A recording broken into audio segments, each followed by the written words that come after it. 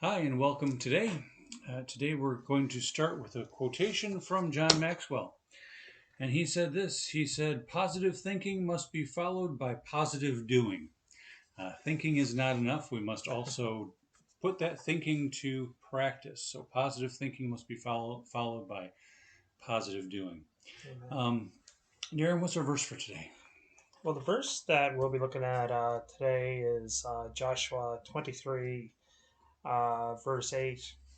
Over the last couple of weeks, we've been looking at the topic of being a courageous Christian. Well, the verse that we have here today speaks strongly in that area. It says, "But cleave unto the Lord your God, as ye have done unto this day." How more important is that in our Christian lives when we're facing uh, situations, trials, than to just hold on to the Lord, trust in His promises, trust in His living Word. Mhm. Yeah, for sure.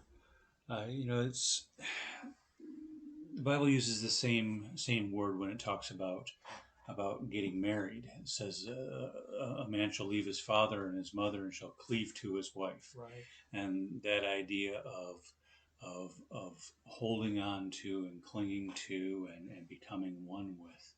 Um, it's interesting the Bible uses the same language for marriage as it does with our relationship with God, showing how Exactly. close our relationship with God should be. Yeah, for sure.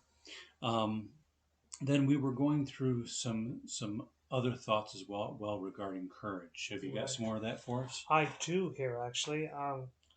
The topic or the next topic in line with our thoughts in regard to courage is how to take that courage and demonstrate it as Christians. We have many examples through the scriptures of men and women of God who have done that. For example, we have the example of Daniel who faced a almost certain death in a lion's den if he did not obey the king of Babylon. Yet we see how Daniel went in trusting God, and he walked away from this situation unscathed. We have the example of Joshua and Caleb, where we have um, all of those spies who went into the land to spy out the land, and all but two of them came back saying, "Yes, we can take the land. Yes, this is God's promise to us."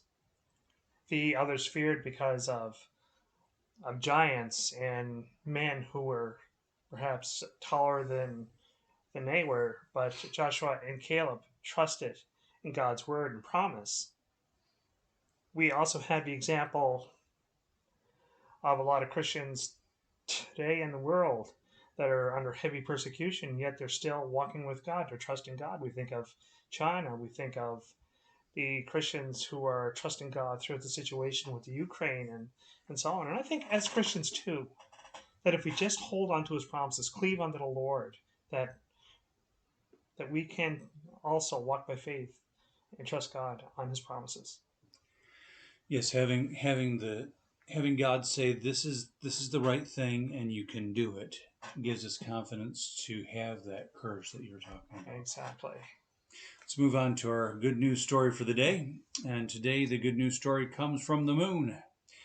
Headline is this: Scientists successfully grow plants in soil from the moon.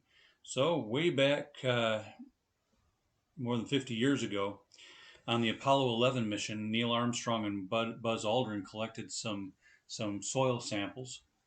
They brought them back, and just a couple weeks ago, the scientists from the University of Florida successfully planted cress seeds. I'm not quite sure what cress is, Okay. but planted cress seeds and grew cress, I Oh guess, wow. in the soil from the moon. So this, of course, is just part and parcel of their ongoing attempts to one day have people living off this planet. Wow. All right. Well, I think that's everything from me. Do you have anything else to say today? Well, it's kind of interesting to note that if the day comes, I mean, can colonize the moon. They have that ability now to be able to plant on the surface of the moon. Perhaps that'll be the same with Mars, or if God gives us that time to do that. But yeah, thank Yeah. you. All I know is I don't want to be the first guy sent up. I don't want to be the first guy on the rocket. Nope. All right. God bless y'all. Have a good day. Take care.